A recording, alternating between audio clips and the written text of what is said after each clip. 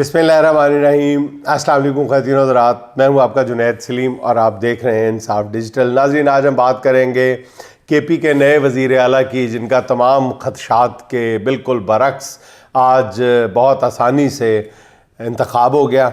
सुहेल अफरीदी ने अपने पहले ख़िताब में जो कहा उससे पता चल गया कि आने वाले दिनों में मुल्की सियासत का क्या माहौल होगा। तहरीक इंसाफ ने नौमुंतखब वज़ीर आला के हलफ के लिए पेशावर हाई कोर्ट से रजू कर लिया है। अब क्या होगा इस पर बात करेंगे।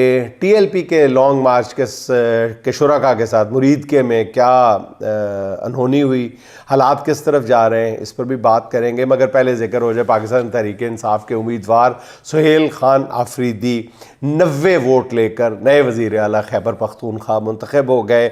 और पता नहीं वो सारे लोग कहाँ गए जो ये कहते थे कि जी एक अमामे वाला बारिश बंदा आ रहा है, कोई ये कह रहा था कि जी मेरा नाम बदल दीजिएगा, कोई कह रहा था मैं कौम से माफ़ी मांगूंगा अगर, और सब कुछ हो गया और देखते ही देखते चंद घंटों के अंदर हो गया। वज़ीर आला के इंतखाब के लिए 73 वोट दरकार थे, जबकि सुहेल अफरीदी ने 90 वोट हासिल किए और उनका एक रुकन सरकारी दौरे पर बाबरडोस में था और एक स्पीकर ने वोट कास्ट नहीं किया।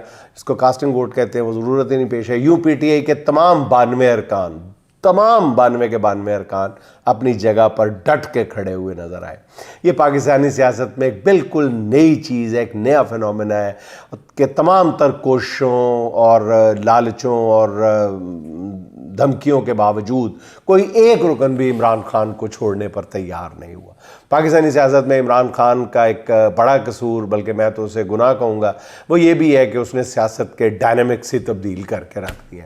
इमरान खान ने सियासत में फ़ैसला कुन किरदार जो है वो बहरहाल ताकतवरों से छीन लिया है और उनका ये गुनाह जो है वो नाकाबिले माफ़ी करार दिया जा रहा है। नाज़रीन, गौर फरमाएं कि एक शख्स बिल्कुल 8x10 के सेल में, जिसको बंद करके कमोबेश कैद तन्हाई में रखा हुआ है, बात करने की इजाज़त नहीं है। जो उसके लिए कैदी खाना लेके आता है उससे भी बात करने की इजाज़त नहीं है।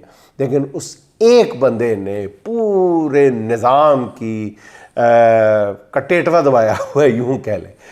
मतलब उससे हरकत नहीं करने दे रहा। उस एक शख्स के कहने पर पूरा निज़ाम जो है वो हरकत में आता है, पूरा निज़ाम जो है वो सांस लेता है, जो वो चाहता है वही होता है। और वो अचानक एक ऐसा बयान जारी कर देता है, अचानक कुछ ऐसा कदम उठा देता है कि दुनिया हैरत ज़दा रह जाती है कि ये कैसे मुमकिन होगा। तो वो ऐसे मुमकिन हुआ और ऐसे मुमकिन होता है जैसे सुहेल अफरीदी का इंतखाब मुमकिन होता है। वापस आते हैं नाज़रीन, सुहेल अफरीदी के इंतखाब पर वापस आते हैं। अपने पहले खिताब में उन्होंने बता दिया कि जी KP में सब कुछ बदल चुका है। उनकी तकरीर जो थी वो शेरों से मुज़य्यन थी। कोई बहुत आला पाए के शेर नहीं उन्होंने कहे, लेकिन बहरहाल उनकी तकरीर में काफ़ी शेर थे। उन्होंने इब्तदा भी इससे की कि अब मैं इश्क़ इमरान में मारा जाऊंगा।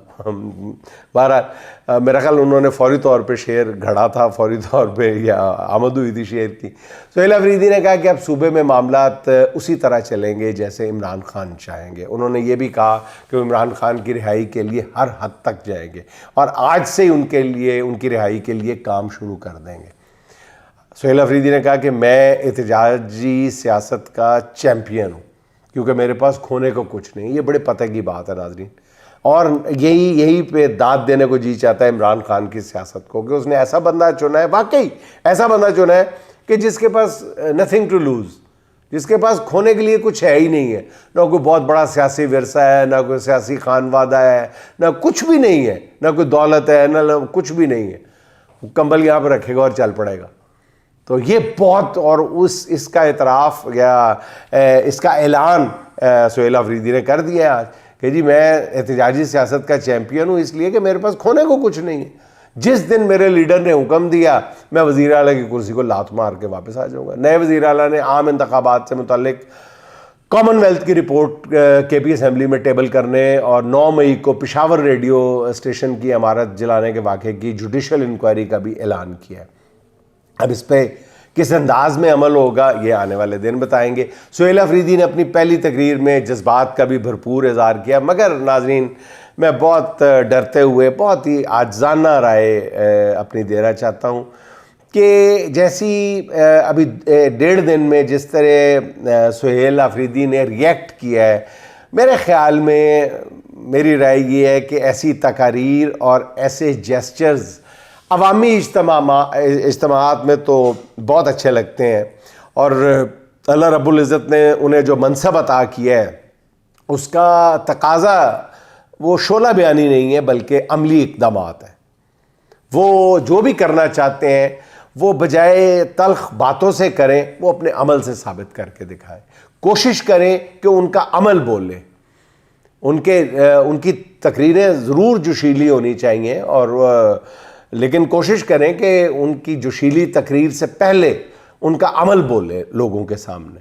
جو جیسا انہوں نے کہا، بڑے پتہ کی بات کہی ہے انہوں نے کہ ان کی پہلی ترجیح جو ہے وہ عمران خان کی رہی ہے۔ لوگوں نے آپ کو ووٹ اس لیے دیے، عمران خان نے بھی آپ کو اس لیے سلیکٹ کیا ہے کہ جو ملک میں جو ایک نظام نے شکنجہ کسا ہوا ہے اس کو کھولا جائے، اس کو توڑا جائے۔ دوسری بات یہ ہے کہ یہ تصادم کی راہ جو ہے یہ ریٹورک کی حد تک، نعرے بازی کی حد تک بہت آسان ہوتی ہے۔ اصل امتحان تو یہ ہے کہ تصادم سے بھی بچا جائے اور مطلوبہ نتائج بھی حاصل کیے جائیں۔ میں قطعی طور پہ یہ نہیں کہہ رہا کہ بزدلی کا مظاہرہ کیا جائے، نہیں، بالکل نہیں، بھرپور دلیری کا مظاہرہ کیا جائے۔ جہاں جہاں پہ علی امین گنڈا پور نے مار کھائی ہے وہ ان سوراخوں کو بند کیا جائے۔ کہیں حاضریاں دینے کی ضرورت نہیں ہے، بالکل ببانگ دول اعلان کیا جائے کہ میں کہیں حاضری نہیں دوں گا، بہت اچھی بات ہے، لیکن بلا وجہ کے تصادم سے بچا جائے۔ ایک فیڈریٹنگ یونٹ کو آپ اس کے ایک نمائندگی کر رہے ہیں، اس کا خیال رکھا جائے، بلا وجہ کی محاذرائی نہ کی جائے۔ سہیل افریدی کے میرا خیال ہے کہ یہ جو بلا وجہ کی محاذرائی گی اس کے کام نہیں آئے گی، اور نہ ہی اس کا فائدہ جو ہے وہ جیل میں بیٹھے قیدی نمبر 804 کو ہوگا۔ اس لیے بہت حکمت اور تدبر، فہم و فراست جو ایک مومن کی پہچان ہے، اس کو کبھی بھی اس کا دامن ہاتھ سے نہ چھوڑا جائے۔ جوش، جذبہ، جوشیلا پن، یہ سب کچھ ساتھ لے کے چلا جائے۔ یہی کے پی کے اور یہی پورے پاکستان کی عوام کی ایسپریشنز ہیں، امنگیں ہیں، ان کو بھی ساتھ رکھا جائے، لیکن ساتھ تدبر اور ہوش مندی ہے، اس کا دامن ہاتھ سے نہ چھوڑا جائے۔ سہیل افریدی کے وزیر اعلیٰ منتخب ہونے پہ علی امین گنڈا پور کے کردار پر بھی بات ضرور ہونی چاہیے۔ پارٹی کارکنوں کو علی امین سے جتنے مرضی اختلافات ہوں، البتہ انہوں نے یہ ماننا پڑے گا کہ جس طرح اپنے لیڈر کے حکم پہ استعفیٰ دیا اور پھر اس پر پہرا دیا، اس نے ان کی گرتی ہوئی سیاسی ساکھ کو نہ صرف سنبھالا دیا بلکہ بہت خوب سنبھالا دیا۔ اگر علی امین سازش کا حصہ بن جاتے تو یقین سے کہا جا سکتا ہے کہ حالات بہت مختلف ہو سکتے تھے، تحریک انصاف کے لیے بری خبریں بھی آ سکتی تھیں، مگر علی امین نے کسی سازش کا حصہ نہ بن کے بلکہ انتہائی پرجوش انداز میں افریدی کی حمایت کر کے اپنی مستقبل کی سیاست بھی بچا لی ہے اور پی ٹی آئی کے ساتھ بھی اچھا کیا۔ اچھی بات یہ ہے کہ اس بات کا تحریک انصاف میں ہر کسی کو ادراک بھی ہے، یعنی ہوتا ہے نا کہ آپ کوئی اچھا عمل کرتے ہیں تو اس کو اپریشیٹ نہیں کیا جاتا بدقسمتی سے، تو یہ معاملہ نہیں ہوا۔ علی امین صاحب نے جیسے اپنا رویہ تبدیل کیا ہے اور پازیٹیو جیسچرز دیے ہیں، تو پی ٹی آئی کے ہر حلقے کی طرف سے، ہر کارکن کی طرف سے بھرپور انداز میں ان کو ویلکم کیا گیا۔ اسی لیے آج اسمبلی کے فلور پر خود نئے وزیر اعلیٰ سہیل افریدی نے تیرا بھائی میرا بھائی علی بھائی کے نعرے بھی لگوائے ہیں۔ ناظرین، وزیر اعلیٰ کی تبدیلی کو سیاسی مبصرین عمران خان کا ماسٹر سٹروک قرار دے رہے ہیں، اور میں خود اس چیز کا ذاتی طور پر گواہ ہوں کہ عمران خان نے علی امین کو ہٹانے کا فیصلہ کافی دن پہلے کر لیا تھا، بلکہ کچھ لوگ کہتے ہیں کہ کافی ہفتے اور کچھ لوگ کہتے ہیں کافی مہینے پہلے کر لیا تھا، لیکن میں جس بات کو پورے یقین کے ساتھ آپ کی خدمت میں عرض کر سکتا ہوں وہ یہ ہے کہ کچھ دن پہلے ضرور کر لیا تھا، بس وہ اس کے لیے صحیح وقت کے انتظار میں تھے۔ جس روز عمران خان نے علی امین کو ہٹانے کا حکم دیا، کسی کے وہم و گمان میں بھی نہیں تھا کہ عمران خان ایسی بات کریں گے۔ اس سے ایک روز قبل بیرسٹر سیف جیل میں عمران خان سے ملاقات کر کے آئے تھے، اور عمران خان نے سیف کے ساتھ گفتگو میں ایسا کوئی تاثر نہیں دیا کہ وہ علی امین کو ہٹانے والے ہیں۔ عمران خان نے دوسرا سرپرائز سہیل افریدی کی نامزدگی سے دیا، بڑے حیرت انگیز انداز میں۔ اب ذرائع کہتے ہیں کہ عمران خان سہیل افریدی کا نام تک بھی نہیں جانتے تھے، شاید اس میں مبالغہ آمیزی ہو، لیکن ذرائع یہ کہتے ہیں کہ سہیل آفریدی کی صوبائی اسمبلی کے لیے ٹکٹ کا فیصلہ اس وقت ہوا تھا جب وہ جیل میں تھے، تو علی امین کو ہٹانے کا فیصلہ دیتے ہوئے انہوں نے کہا کہ وہ لڑکا جو خیبر سے ہے اسے نیا وزیر اعلیٰ بنا دیا جائے، جس پر خان صاحب کو بتایا گیا کہ وہ سہیل آفریدی ہے، جس پہ عمران خان کو اچانک نام یاد آیا اور انہوں نے کہا ہاں وہی لڑکا، وہ جو ISF میں تھا وہی۔ تو عمران خان کے اس فیصلے نے اپنے ہر مخالف کو، اس انداز میں کیے گئے فیصلے نے ہر مخالف کو ایک نئی پسوڑی میں ڈال دیا، نئی پسوڑی کہتے ہیں مصیبت میں ڈال دیا۔ اچھا ناظرین، سہیل آفریدی کو اسمبلی نے تو منتخب کر لیا اور بڑے گریسفل انداز میں منتخب کیا، مگر گورنر KP نے حسب خدشہ حسب توقع ان سے حلف لینے سے انکار کر دیا، کیونکہ وہ تو پہلے ان کا استعفیٰ ایک ریجیکٹ کیا، دوسرے استعفے میں میں نے وہی جو میں نے مذاق میں بات عرض کی تھی، میں نے مذاق میں یہ کہا تھا کہ وہ کہیں گے جناب یہ لفظ ٹھیک نہیں ہے، رسید کے سپیلنگ ٹھیک نہیں ہے، ریسیو کے سپیلنگ ٹھیک نہیں ہے، سگنیچر نہیں آپس میں ملتے، اور انہوں نے وہ کر دکھایا۔ جو میں نے بات مذاق میں کہی تھی انہوں نے سچ مچ کر دکھایا کہ جی وہ دو سائن نہیں ملتے، اس میں یہ جی کی ڈونڈی جو ہے یہ زیادہ گول ہے، اس میں یہ جی کی ڈونڈی ذرا ادھر ہے۔ انہوں نے وہی اعتراض اٹھا لیا کہ یہ سگنیچر نہیں ملتے۔ خدا کے بندے یار سوچ تو لے، کیوں جمہوریت کو ہم مذاق بنانے، جمہوریت ہمارے یہاں پہلے ہی مذاق بنی ہوئی ہے، لیکن یقین جانیے ناظرین پچھلے 3 برسوں کے دوران جمہوریت کے نہ صرف ہم نے چہرے پر ہم نے اس کو گدلا کیا، مزید گدلا کیا، اس پہ گرد پھینکی، بلکہ اب تو یہ کہنا پڑتا ہے کہ اس پہ گوبر مال دیا ہم نے، جمہوریت کے چہرے پر گوبر مال دیا ہم نے، شرم بھی نہیں ہمیں آتی۔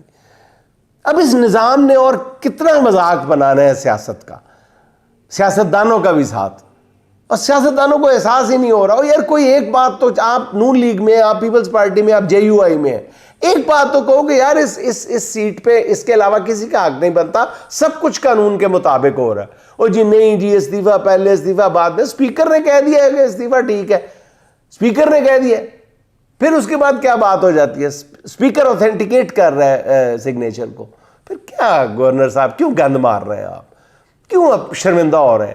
دیکھیں بات یہ ہے، اس کو سمجھنے کی کوشش کریں کہ جب یہ وقت گزر جائے گا تو آپ کے نام تاریخ میں آئیں گے، یہ بھول نہیں جائے گی۔ ہماری اگلی جنریشن ہمیں تاریخ کے کرداروں کے طور پہ دیکھے گی، پڑھے گی۔ جیسے آج ہم پیچھے مڑ کے دیکھتے ہیں تو شہاب نامہ پڑھتے ہیں، جب ہم شہاب نامہ پڑھتے ہیں تو اس میں ذکر کیے ہوئے ہر کریکٹر کو یا نفرت کرنے لگتے ہیں یا محبت کرنے لگتے ہیں اس سے، ہم کوئی بھی ہو۔ تو کل ہم بھی یہ جتنے بڑے بڑے نام ہم لے رہے ہیں، یہ شہاب نامہ میں نہیں، کوئی اور نامہ آ جائے گا، کوئی اور کتاب آئے گی، اور تاریخ کی کتابیں آئیں گی، ان میں ان کا ذکر آئے گا، کیا تصویر ابھرے گی آپ کی؟ ہم سب کو یہ سوچنا چاہیے، سب کو یہ سوچنا چاہیے کیسے ایک بندے نے جیل میں بیٹھے اصولوں کی پاسداری کی، جرت کا مظاہرہ کیا، قید میں بیٹھے ہوئے، کوٹھڑی میں بیٹھے ہوئے، وہ اس سسٹم کے لیے ناگزیر بن گیا۔ اب آپ بتائیں، تاریخ کو چھوڑیں، آج لوگ اس کا کس طرح سے ذکر کر رہے ہیں، تو تاریخ میں تو پھر سنہرے الفاظوں سے خود بخود اس کا ذکر آئے گا نا، سونے کے پانی سے لکھا جائے گا اس بندے کا کردار۔ ہم یہ سمجھنے کی کوشش کریں کہ جو ہم سب کسی نہ کسی انداز میں تاریخ کے کردار بننے جا رہے ہیں، بنیں گے، ہم وقت کو تو بریکیں نہیں لگا سکتے نا۔ اچھا سہیل، آپ ہر جو زبان پہ ایک ہی سوال ہے کہ جی گورنر جو ہے وہ حلف لینے سے انکار کر دیا انہوں نے، تو اب آگے کیا ہوگا؟ تو اس کے مختلف پہلوؤں پہ بات ہو رہی ہے، ہم بھی غور کر لیتے ہیں۔ پہلا آپشن یہ ہے کہ جی PTI خود پشاور ہائی کورٹ میں جائے گی، استدعا کرے گی کہ گورنر کو نئے وزیر اعلیٰ سے حلف لینے کا پابند کیا جائے، اس نے ایسا ہی کیا، چلی گئی۔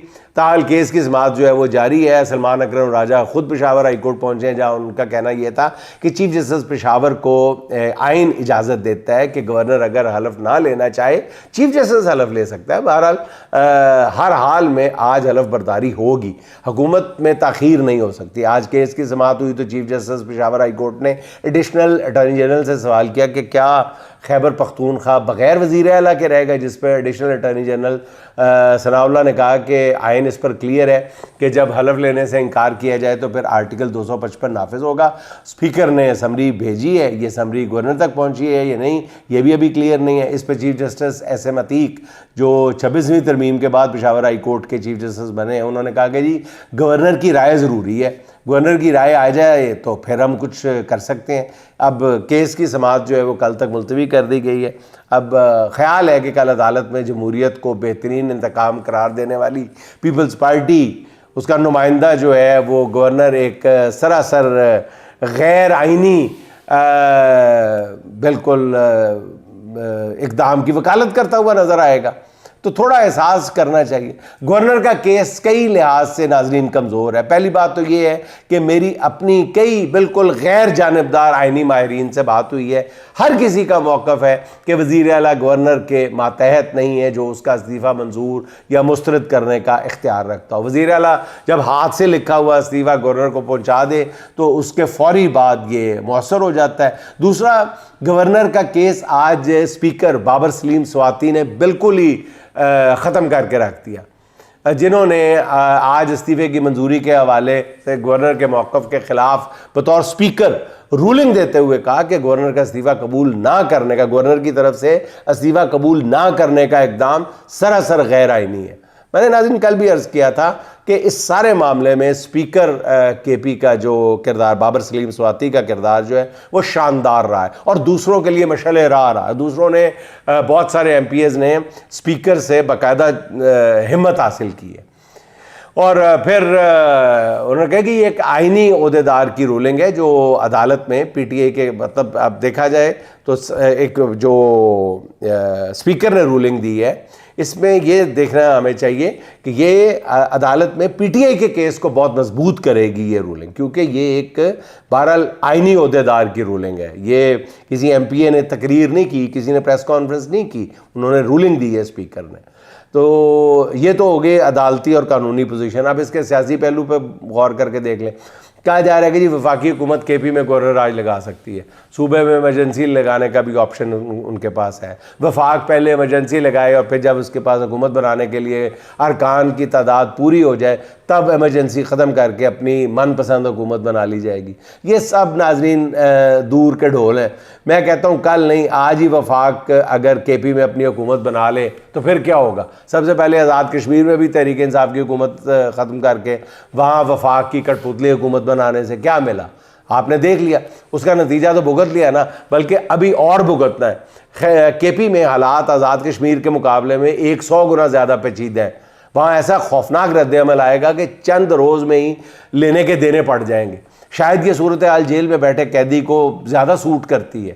وہ عمران خان جو خود بتدریج اس سسٹم سے نکلنا چاہتے, پل آؤٹ کر رہے ہیں, اگر ان کی منتخب حکومت ختم کر دی جائے گی تو انہیں اور کیا چاہیے.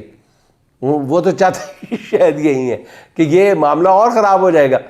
اس لیے میرے خیال میں وفاق جو ہے وہ عقل کا مظاہرہ کرتے ہوئے اب سہیل آفریدی کے ساتھ ورکنگ ریلیشن شپ کی کوئی صورت پیدا کرے اور بلا وجہ انہیں اور خیبر پختونخوا کے عوام کو مشتعل کرنے کی کوئی کوشش نہ وفاقی حکومت کے فائدے میں ہے اور نہ ہی وطن عزیز کے مفاد میں. میں بالکل صاف صاف کہہ رہا ہوں جتنی جلدی یہ پبلک کا یہ فیصلہ جو ہے قبول کر لیا جائے اتنا ہی میرا خیال ہے ملک کے لیے بہتر ہے. اچھا ناظرین, اہل غزہ کے ساتھ یکجہتی کے لیے نکلنے والا ٹی ایل پی کا مارچ مرید کے میں مزید بدقسمتی کا شکار ہو گیا, جہاں مبینہ طور پر فجر کے وقت مارچ کے شرکاء پہ دھاوا بولا گیا. قانون نافذ کرنے والے اداروں نے کہتے ہیں فائر کھول دیا اور قانون نافذ کرنے والے اداروں کا الزام یہ ہے کہ جی دوسری طرف سے فائرنگ پہلے ہوئی ہے.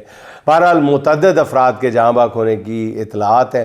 ٹی ایل پی مرنے والوں اور زخمیوں کا جو نمبر بتا رہی ہے, جو تعداد بتا رہی ہے, اگر اس کا 10واں حصہ بھی درست تسلیم کر لیا جائے تو شاید یہ قومی تاریخ کا بہت بڑا سانحہ ہوگا.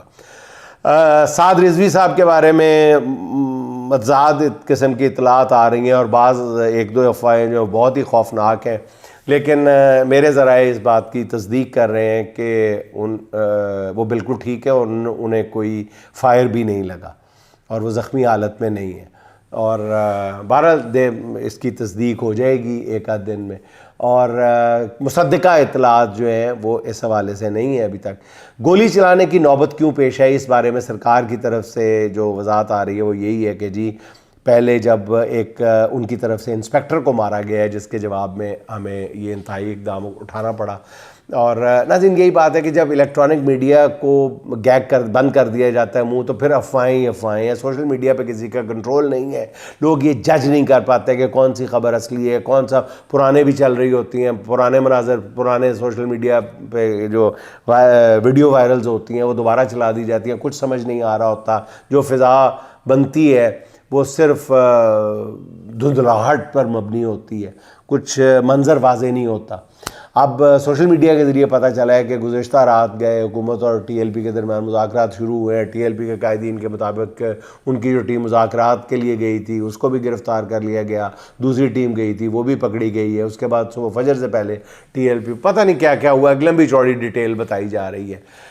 اس کے بعد سعد رضوی جو ہیں وہ دوسری ٹیم کی گرفتاری کے بعد خود مائک پر آئے اور وہ گولی چلانے والوں کو اللہ اور اس کے رسول کے واسطے دیتے رہے کہ ہم پر گولی نہ چلاؤ۔ وہ کہتے رہے کہ ہم مذاکرات کے لیے تیار ہیں، ہم حکومت کی ہر بات ماننے کے لیے تیار ہیں، ہم پر گولی نہ چلاؤ، مگر دوسری طرف سے فائرنگ کی آوازیں آتی رہیں۔ بہرحال فائرنگ اور شیلنگ کی وجہ سے کہا جاتا ہے کہ سعد رضوی کے کنٹینر کو بھی آگ لگ گئی اور وہ مکمل طور پر جل گیا۔ یاد ہوگا آپ کو کہ اسی طرح بشرا بی بی اور علی مین گنڈا پور کا جو کنٹینر تھا وہ بھی فوراً بعد ہی جل گیا تھا۔ پتہ نہیں کون آگ لگا دیتا ہے فوراً بعد ہی، سیدھی ایک گولی سے تو آگ نہیں لگتی بہرحال۔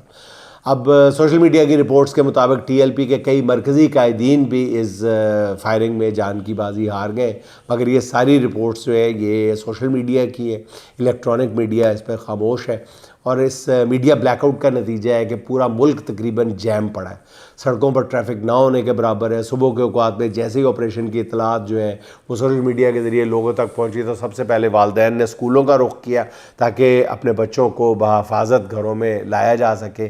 لاہور کے مختلف علاقوں میں ابھی تک احتجاج کا سلسلہ جاری ہے، جی ٹی روڈ بھی جگہ جگہ سے بند ہے، لاہور اسلام آباد موٹر وے بھی بند ہے۔ صورتحال کئی ایک مقامات پر بلکہ بہت سارے مقامات پر انتہائی کشیدہ ہے۔ اور ناظرین سپریم کورٹ کے 8 رکنی آئینی بینچ میں آج بھی 26ویں ترمیم کے خلاف کیس کی سماعت جاری رہی۔ سپریم کورٹ بار کے سابق صدر عابد زبیری نے دلائل دیے۔ آج کی سماعت کے دوران بھی جسٹس عائشہ ملک اتنی تیاری کے ساتھ آئی تھیں کہ انہوں نے خود ہی سپریم کورٹ کے فل کورٹ کے حوالے سے کئی ایسے فیصلے اپنے ساتھی ججز کے سامنے رکھ دیے کہ بینچ کے 2-3 ججز تو جسٹس عائشہ ملک کے ریمارک سے باقاعدہ پریشان دکھائی دے رہے تھے۔ ایک موقع پہ تو جسٹس عائشہ ملک نے عابد زبیری سے آئین کی کوئی شق پڑھنے کو کہا تو عابد زبیری یہ شق پڑھ رہے تھے تو بیچ میں جسٹس جمال مندوخیل نے کوئی اور سوال داغ دیا، جس پر جسٹس عائشہ ملک نے انہیں ٹوکتے ہوئے کہا کہ پہلے میرے سوال کا جواب ان کو دینے دے، جس پر جسٹس مندوخیل کافی بدمزہ ہوئے۔ اسی طرح عائشہ ملک نے ایک موقع پر کہا کہ supreme court practice and procedure act کے خلاف درخواستوں کی سماعت فل کورٹ کے سامنے رکھنے کا فیصلہ اس لیے ہوا تھا کہ یہ معاملہ پوری سپریم کورٹ کے ڈھانچے سے متعلق تھا، اس لیے سپریم کورٹ ایسے معاملات کو فل کورٹ کے سامنے رکھنے کا اصول طے کر چکی ہے۔ آج کی سماعت جسٹس دیکھا جائے تو جسٹس عائشہ ملک کے نام رہی، جنہوں نے یہ ثابت کر دیا کہ 26ویں ترمیم سے چونکہ سپریم کورٹ کی حیت اور شکل و صورت ہی بدل گئی ہے، اس لیے اس کیس کی سماعت فل کورٹ کے سوا کوئی اور بینچ کر ہی نہیں سکتا۔